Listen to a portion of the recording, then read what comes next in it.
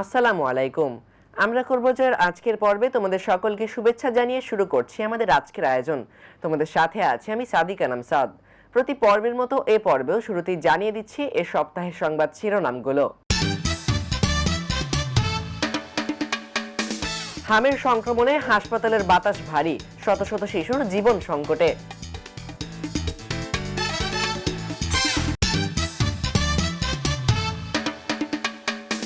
পড়াশোনার চাপ ও একাকিত্বে ঝরছে মেধাবীদের প্রাণ, শিক্ষার্থীদের মধ্যে বাড়ছে আত্মহত্যার প্রবণতা।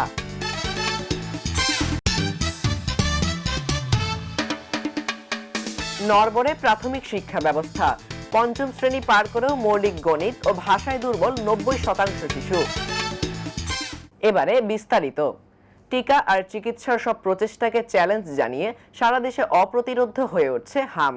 চলতি বছরের মার্চ থেকে এখন পর্যন্ত এই ভাইরাসে প্রাণহানির সংখ্যা 400 ছাড়া নয়, উদ্বেগ বাড়ছে জনমনে। বিশেষ করে 9 মাসের কম বয়সী শিশুদের সুরক্ষা নিয়ে দেখা দিয়েছে চরম শঙ্কা। মহামারী রুখতে টিকাদানের পাশাপাশি আক্রান্তদের আইসোলেশন নিশ্চিত করার তাগিদ দিচ্ছেন বিশেষজ্ঞরা। আফরিন আক্তারের রিপোর্টে।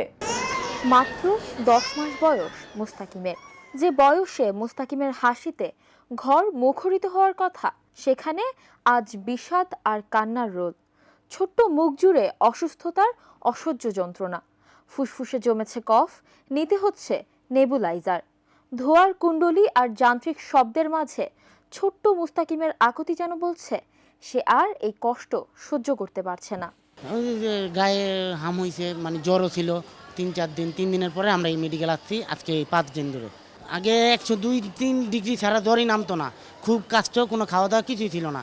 এখন তো আলহামদুলিল্লাহ অনেক ভালো। গল্পটা একই রকম 4.5 মাসের শিশু আবিহারও। নারায়ণগঞ্জ থেকে আনা হয়েছে রাজধানীর মহাখালী ডিএনসিসি হাসপাতালে। শরীর জুড়ে ছোপ ছোপ লাল দাগ আর তীব্র শ্বাসকষ্ট। 4 দিন ধরে অক্সিজেন সহায়তায় লড়ছে। এই বয়সে জীবন আর মৃত্যুর এমন লড়াই মেনে নেওয়া বড়ই কঠিন। 103-104 জ্বর কমে না, পরে আবার ডাক্তারের কাছে গেছি, জ্বরের ওষুধ দিচ্ছে, কমে না।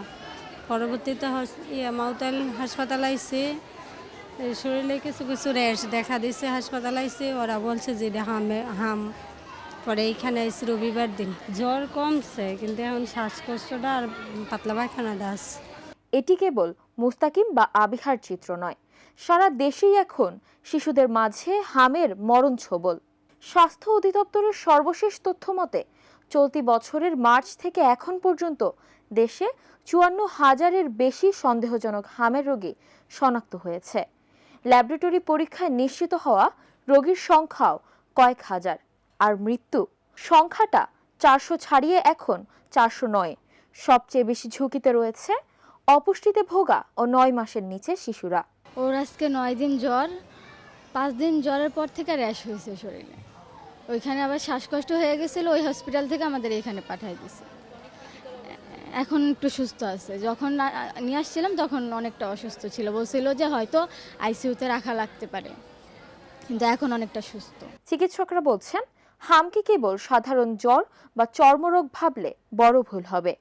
সঠিক সময় সঠিক ব্যবস্থা না নিলে এটি কেড়ে নিতে পারে প্রাণ। অনেক রোগীদের ক্ষেত্রে আমরা দেখছি যে হাম হয়তো তার হয়েছে, হাম থেকে সুস্থ হয়ে গেছে, আমরা বাড়িও পাঠিয়ে দিয়েছি, অথবা হাম হয়ে বাসাতেই হয়তো রেখে চিকিৎসা নিয়ে সুস্থ হয়ে গিয়েছিল। দেন সুস্থ হয়ে যাওয়ার পরবর্তীতে হয়তো 7 দিন, 2 সপ্তাহ, 3 সপ্তাহ পরে গিয়ে নতুন করে সে অত সিভিয়ার নিউমোনিয়া বা প্রচণ্ড ডায়রিয়া বা এগুলো নিয়ে আমাদের কাছে আসছে। তখন দুর্বল ইমিউন সিস্টেম থাকার কারণে নতুন করে নতুন একটা ভাইরাস, নতুন একটি ব্যাকটেরিয়া দিয়ে আবার আক্রান্ত হচ্ছে, সিভিয়ারিটিটা অনেক বেড়ে যাচ্ছে। এবং এটা আমরা সবসময় বলে আসছি যে হামের বাচ্চাদের হাম ভালো হয়ে যাওয়ার পরও কয়েক মাস থেকে কয়েক বছর পর্যন্ত এই ঝুঁকিটা থাকবে। আফরিন আক্তার, আমরা করব জয়, এটিএন বাংলা, ঢাকা। বর্তমান সময়ে শিক্ষার্থীদের মধ্যে আত্মহত্যার হার আশঙ্কাজনকভাবে বৃদ্ধি পাচ্ছে। প্রতিযোগিতামূলক শিক্ষা ব্যবস্থা, ক্যারিয়ার নিয়ে অনিশ্চয়তা এবং সামাজিক ও পারিবারিক প্রত্যাশার প্রচণ্ড চাপ তরুণ মনকে বিষিয়ে তুলছে। যে বয়সে স্বপ্ন দেখার কথা, সেই বয়সে একাকিত্ব আর মানসিক অবসাদ অনেক শিক্ষার্থীকে অন্ধকারের দিকে ঠেলে দিচ্ছে। বিস্তারিত দেখুন সিনথিয়া জান্নাতের রিপোর্টে। আমাদের শিক্ষা ব্যবস্থার জাতাকলে যখন একের পর এক তাজা প্রাণ অকালে ঝরে যাচ্ছে, তখন দায়টা কার? কেউ হার মানছে জিপিএ 5 পাওয়ার অসুস্থ প্রতিযোগিতায়, কেউ বা পিষ্ট হচ্ছে প্রিয়জনদের পাহাড় সমান প্রত্যাশার চাপে। যে বয়সে রঙিন স্বপ্নে বিভোর থাকার কথা, সেই বয়সে এক বুক অভিমান নিয়ে তারা বেছে নিচ্ছে অন্ধকারের পথ। মূল যে কারণ সেটা হচ্ছে একাডেমিক প্রেশার আর হচ্ছে জিপিএ ভিত্তিক গ্রেডিং। এখন আমাদের সমাজে জিপিএর জন্য মানে একটা শিক্ষার্থীর কেমন স্টুডেন্ট সেটা মূল্যায়ন করা হয়। তো আমাদের মধ্যে একটা প্রেশার কাজ করে যে আমাদের ভালো রেজাল্ট করতেই হবে, ভালো রেজাল্ট না করলে জীবন শেষ। আমাদের স্কুল কলেজগুলো থেকে আমাদের শেখানো হয় কিভাবে ভালো রেজাল্ট করতে হবে, কিন্তু আমাদের এটা শেখানো হয় না কিভাবে আমাদের যে আমরা ব্যর্থ হলে কিভাবে সেই জিনিসটাকে ফেস করব। শিক্ষার্থীরা বলছে স্কুল ও শিক্ষকদের পক্ষ থেকে আসা লেখাপড়ার প্রতি চাপ তাদের কাছে অনেক সময় অসহ্য মানসিক চাপ হয়ে দাঁড়ায়।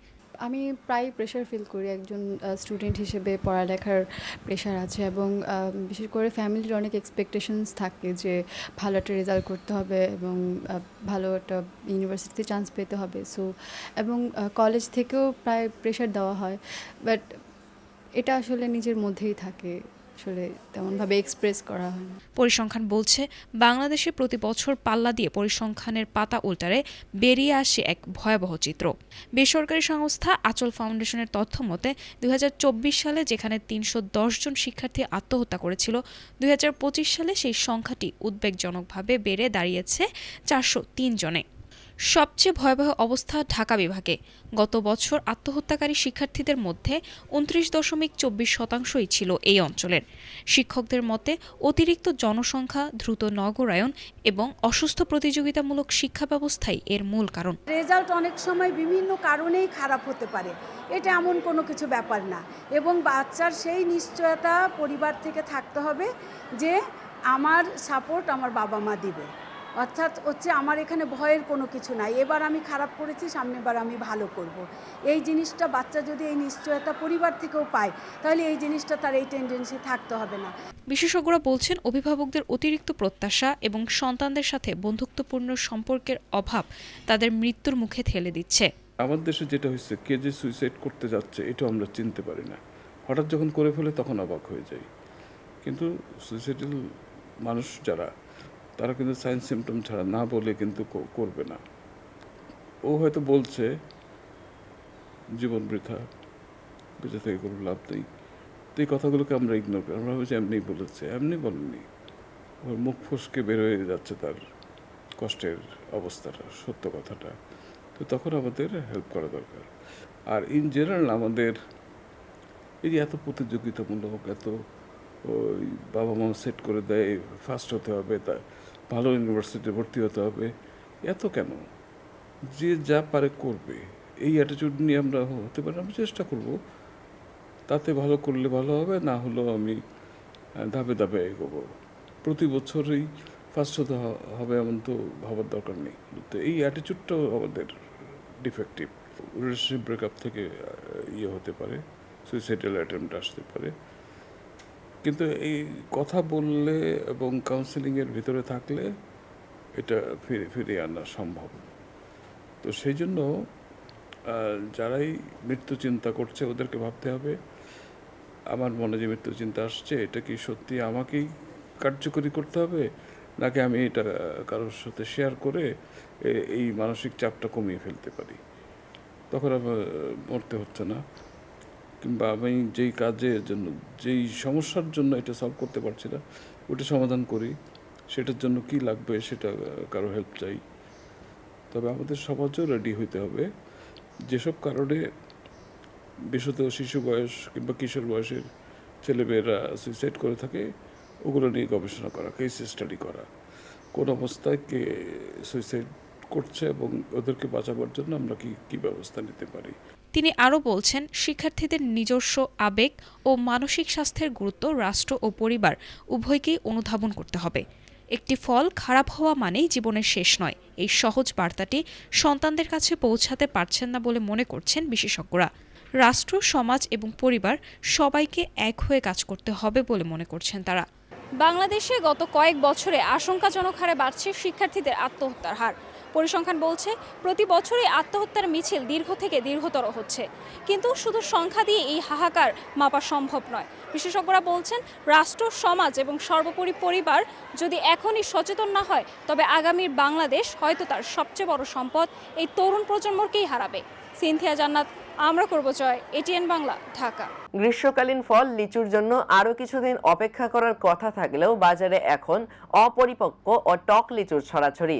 বেশি লাভের আশায় বাগান মালিক ও ব্যবসায়ীরা গাছ থেকে কাঁচা লিচু পেরেই তুলে দিচ্ছেন ক্রেতার হাতে।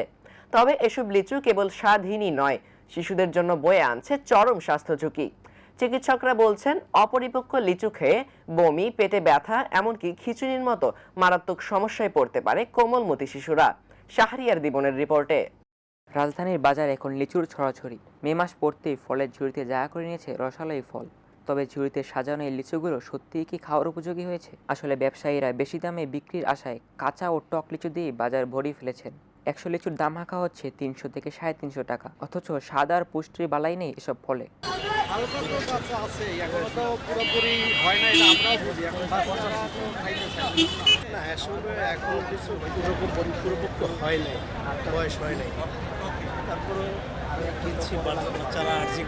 বিক্রেতারাও স্বীকার করেছেন এগুলো মূলত আগাম জাতের অপরিপক্ক লিচু।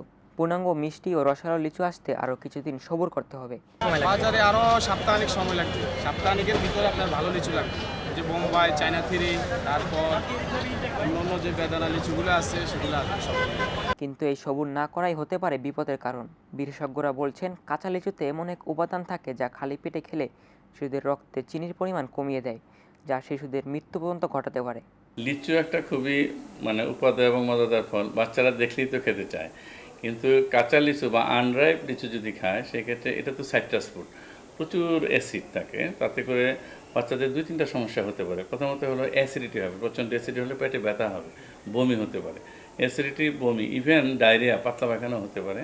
কাছাকাছি আমরা অপরিপক্ক লিচু বা আনরাইপ লিচু না খাওয়ার জন্য পরামর্শ দেবো ছোটো বাচ্চাদেরকে। লিচুতে থাকা প্রাকৃতিক টক্সিন শিশুদের জন্য অত্যন্ত বিপজ্জনক হতে পারে।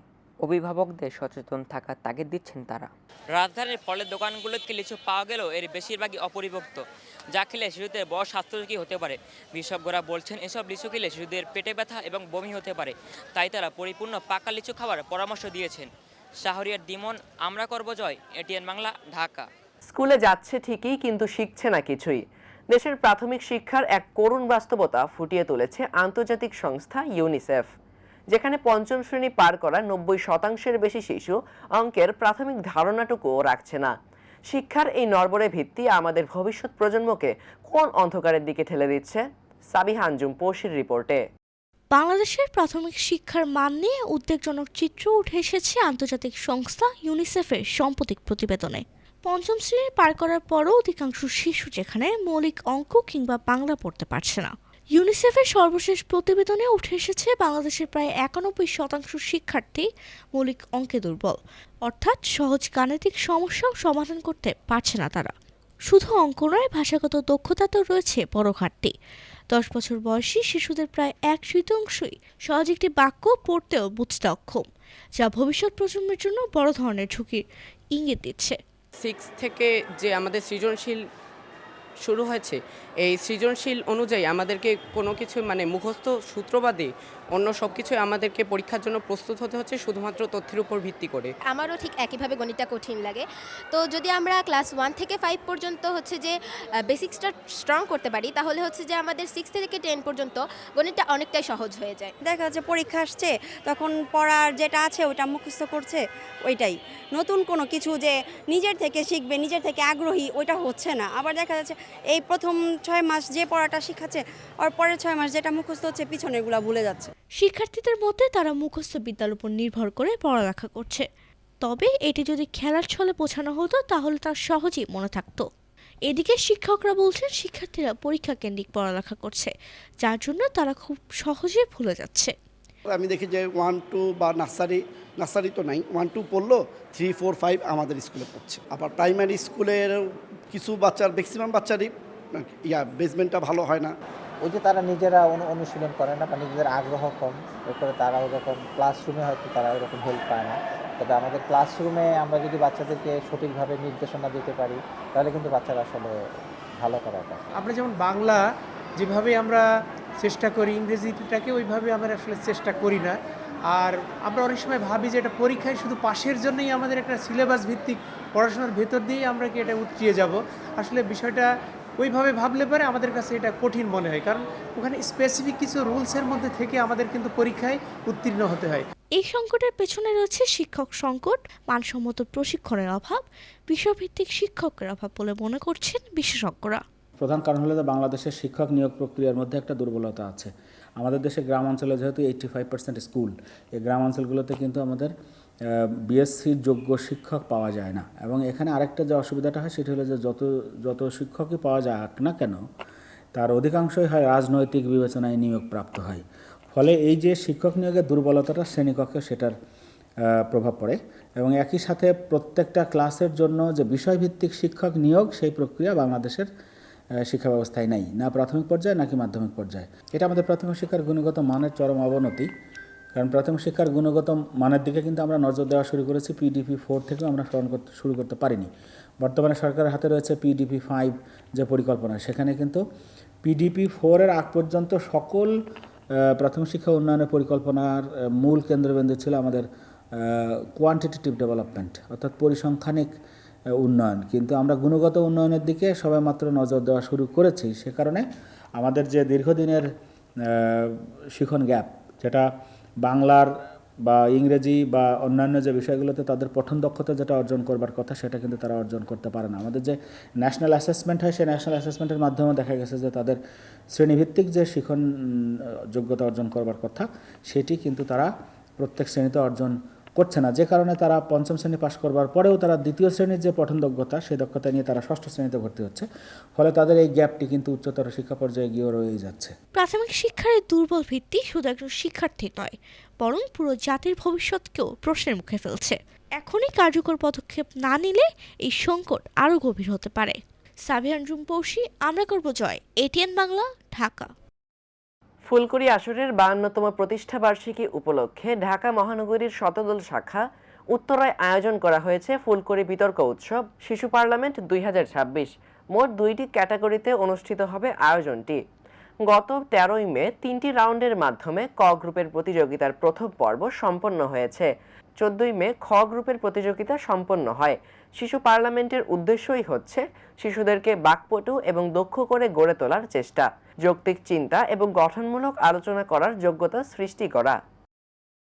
শখের বশে প্রাণী লালন পালন করতে গিয়ে বাড়ছে মরণ ব্যাধি, জলাতঙ্কের ঝুঁকি। বর্তমানে বিশেষায়িত হাসপাতালগুলোতে ভ্যাকসিন নিতে আসা মানুষের বড় একটি অংশই বাড়িতে থাকা প্রাণীর কামড় বা আঁচড়ের শিকার। অসাবধানতায় ছড়িয়ে পড়া এই প্রাণঘাতী ভাইরাসের সংক্রমণ ঠেকাতে হিমশিম খাচ্ছেন চিকিৎসকেরা। শেখ তানভীর রহমানের রিপোর্টে। ইটপাথরের এই ব্যস্ত নগরে প্রাণীদের প্রতি ভালোবাসা কিংবা শখের বশে অনেকেই এখন ঘরে পুষছেন বিড়াল, কুকুর কিংবা খরগোশ। আদরের এই সঙ্গীগুলো পরিবারের সদস্যদের মতোই মায়ার বাঁধনে জড়িয়ে থাকে সবার সাথে।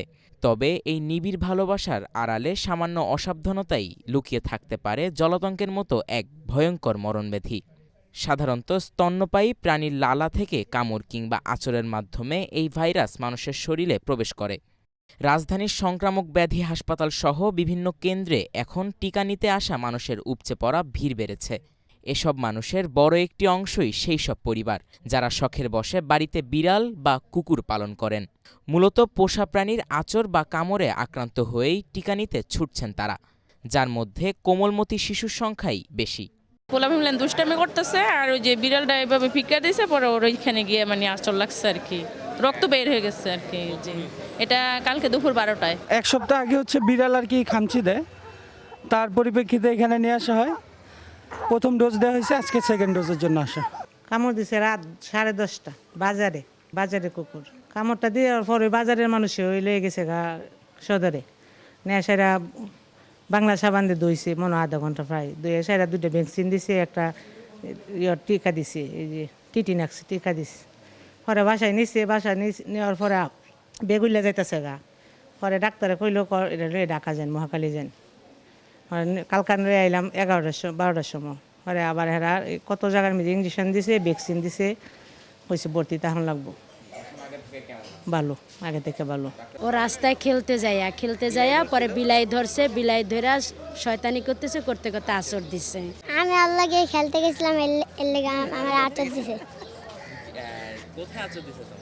এদিকে বিগত কিছুদিন আগে আর কি কুকুর হাঁচড় দিয়েছিল হাতে, তো আলহামদুলিল্লাহ এটা নিয়ে আজকে 3 নম্বর ডোজ, তো এখন অনেকটাই সুস্থ লাগতেছে আর কি। বিশ্ব স্বাস্থ্য সংস্থার তথ্য অনুযায়ী সারা বিশ্বে প্রতি বছর জলাতঙ্কে প্রাণ হারান প্রায় 55,000 মানুষ। বাংলাদেশে এই সংখ্যা বছরে অন্তত 40 থেকে 50 জন। চিকিৎসকরা বলছেন, সচেতনতার অভাবে অনেক সময় সামান্য আচরকে গুরুত্ব না দেওয়ায় ঘটে প্রাণহানি। কারণ একবার সংক্রমণ শুরু হলেই এই রোগে মৃত্যু অনিবার্য। কুকুর বা বিড়ালের কামড় খেয়ে আমাদের হাসপাতালে সবসময় যেভাবে রোগী আসতো এরকমই আসে, গড়ে হচ্ছে সেটা 500 থেকে 700 জন সেই রকমই আছে। সমস্যা হচ্ছে কুকুর, বিড়াল, শিয়াল, বানর এবং বেজি, এই ধরনের অসুস্থ প্রাণী যদি মানুষকে কামড় দেয় তাহলে প্রাণঘাতী যে রোগ জলাতঙ্ক সেটা হতে পারে। তো সেই রোগের সংখ্যাও প্রতি বছর 50 জনের আশেপাশে এরকম হচ্ছে। যে পশু প্রাণীগুলো হচ্ছে স্ট্রে ডগ, যেগুলো রাস্তায় থাকে, তাদেরকে তো ব্যক্তিগত পর্যায় থেকে ভ্যাকসিন দেওয়াটা সম্ভব হয় না। এই ক্ষেত্রে আগে যে ক্যাম্পেইন ছিল পৌরসভার মধ্য থেকে এদেরকে প্রতি বছর 2বার বা 3বার করে ভ্যাকসিন দেওয়া হতো, সেই ক্যাম্পেইনটা পুনরায় যদি চালু করা যায় তাহলে অবশ্যই আমাদের জলাতঙ্কের পরিমাণ কমে আসবে। সতর্কতা আর সঠিক সময় চিকিৎসাই পারে জলাতঙ্কের এই মৃত্যু ঝুঁকি শূন্যে নামিয়ে আনতে। প্রাণীদের নিয়মিত ভ্যাকসিনের আওতায় আনা এবং জনসচেতনতা বৃদ্ধি পারে জলাতঙ্ক থেকে মুক্তি দিতে। শেখ তানভীর রহমান, আমরা করব জয়, ATN বাংলা, ঢাকা। দেখতে দেখতে শেষ হয়ে গেল আমরা করব জয়ের জন্য নির্ধারিত সময়। তোমাদের ভালো লাগা, মন্দ লাগা কিংবা কোনো পরামর্শ থাকলে আমাদের কাছে চিঠি লিখে জানাতে পারো। আমাদের চিঠি লিখবার ঠিকানা: পরিচালক আমরা করব জয়, ATN Bangla multimedia production company limited, ওয়াসা ভবন, 2য় তলা, 98 কাজী নজরুল ইসলাম এভিনিউ, কারণ বাজার, ঢাকা 1215, বাংলাদেশ। এছাড়াও তোমরা চাইলে আমাদের কাছে ইমেল পাঠাতে পারো। আমাদের ইমেল অ্যাড্রেস atn.amrakorbojoy@gmail.com। বন্ধুরা, তোমরা চাইলে স্ক্রিনে দেখানো নম্বরে আমাদের সঙ্গে যোগাযোগ করতে পারো। 015361194945। এই ছিল আমাদের আজকের আয়োজন। দেখা হবে আগামী পর্বে নতুন কোনো সংবাদ কিংবা পুরনো কোনো সংবাদের নতুন কোনো অগ্রগতি নিয়ে। সেই পর্যন্ত তোমরা ভালো থেকো, সুস্থ থেকো এবং চোখ রেখো ATN বাংলার পর্দায়। আল্লাহ হাফেজ।